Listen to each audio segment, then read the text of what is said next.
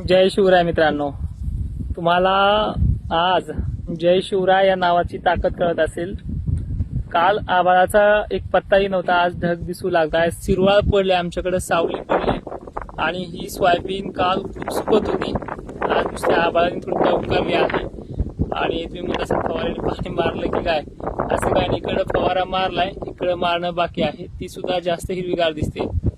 कोळपल्याच्या नंतर भेगळा बुजल्यात आणि शेतामध्ये अक्षरशः ढेकळं आहेत. आज हा बदल झालाय, अनेक ठिकाणी सावली पडलेली आहे. वरती जर पाहिलं तुम्ही तर सूर्याला खळ पण दिसते, तुम्हाला अंधक, मला इथे क्लिअर दिसते पण तुम्हाला ते अंधक दिसेल. ठीक आहे, ही पावसाची लक्षणं आहेत.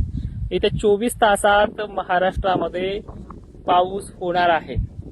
15-16 जुलैला हा सर्वदूर नाही पडायचा, पण अनेक ठिकाणी प्रत्येक जिल्ह्यामध्ये ही सुरुवात होणार आहे. 17 पर्यंत सगळ्या तालुक्यांमध्ये पाऊस होऊन जाईल. 15 आणि 16ला बायचान्स सगळे तालुके येतील ह्या 2 दिवसामध्ये. पण ठीक आहे, काही गावखेड्यांना असं आहे की 3-4 दिवसही पडत नाहीये, पण 2-3 दिवसामध्ये बरंचसं कव्हर होईल. पण ह्या सावलीनं आणि त्या शितुड्यांनी आणि त्या पेंडवलत्या पावसाने पिकं आणखीन तजेला दिसतील. नुसती आजच्या 14 तारखेलाच हे वातावरण आहे, हे हिरवगार दिसू लागलंय.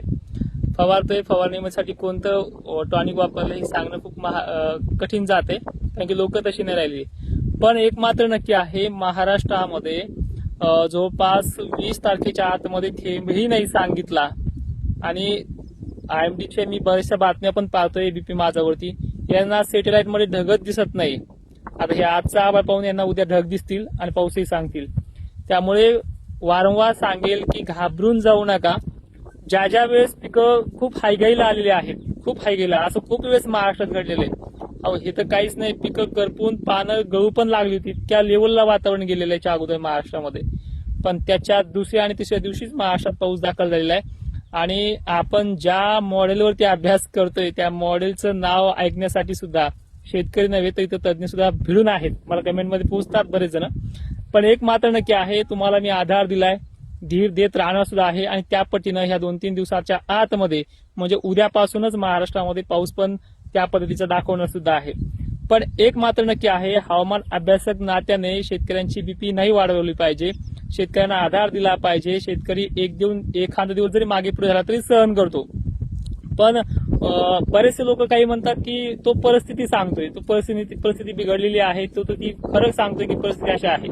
अरे एवढी बिघडलेली परिस्थिती तर मग त्याच्या रानात त्यांनी पेरलं का? इतका जर भयानक अल निनो आहे, इतकं जर कठीण काळ आहे, तर मग स्वतः हवामान तज्ज्ञांनी सोयाबीन, कापूस, खतं का टाकली जर परिस्थिती एवढी बेकार येते? हे सोपं साधं वास्तववादी आहे. ठीक आहे, आपल्याला त्या लोकांच्या नादी नाही लागायचं, पण काळजी करू नका. ह्या 2 दिवसात भरपूर पाणी समाधानकारक होणार आहे. वावणी तर नाही व्हायचा, पण पिकांना दिलासा देणारी कंडिशन आहे. त्यातली त्यात परत काही ठिकाणी जर 15ला नाही झाला तर 16च्या ठिकाणी पाऊस तो होईल. आणि ह्या 2 दिवसात जरी काही गावखेडे सुटले असतील, त्यांना जर बारीकच पाऊस पडला असेल, झिमझिमच पडला असेल, त्यांना 17च्या संध्याकाळपर्यंत कव्हर करेल. पण अनेक जण म्हणतात 18 तारखेपर्यंत पाणी नाही ना, ह्या 17च्या आतच तुला पाणी दाखवेल. आणि दुसरी महत्वाची गोष्ट, IMD कधीही बदलेल भावा, तू तोंडावर पडशील. आणि आजकाल इतक्या भयानक बातम्या यायला लागल्यात. मागं आखाती युद्ध सांगितलं, किती लोक मेले हो इराणच्या अमेरिकेच्या युद्धामध्ये, आता ते परत सुरू होईल. हे असतं थोडं, पण वाचून दाखवायची पद्धत आपल्या महाराष्ट्राच्या मीडियाला सुद्धा लागलेली आहे.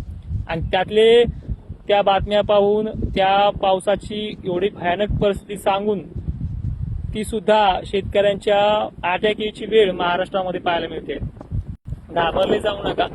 ज्या ज्या वेळेस इतकं कठीण काळ आलाय त्या वेळेस पांडुरंग परमात्मा आपल्यासाठी धावून आलेला आहे.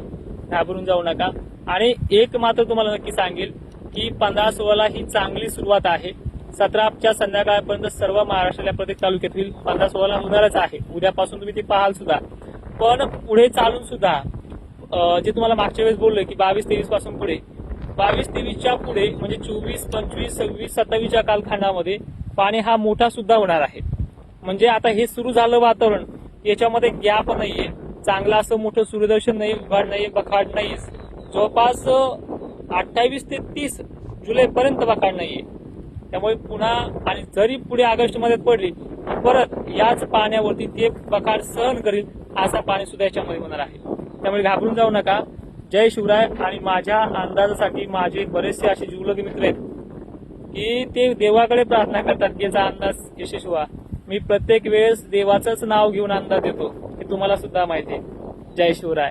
फवारणी करतोय, शेतीमध्ये आहे आणि हे आपलं सोयाबीन आहे. त्या सोयाबीनला आपण अजिबात खताचा दाणा पण दिला नाहीये, कुठल्या औषध वापरून त्याला बीज प्रक्रिया पण केली नाहीये. आपण रासायनिक खत, रासायनिक औषधांनी जास्त जमिनीची भाप करतो, त्यामुळे इतकं जळायला लागतं ते की तुम्हाला सुद्धा त्याच्याकडे परवडत नाही. त्यामुळे खर्च बेताचा आणि शेती जोमाने. जय शिवराय.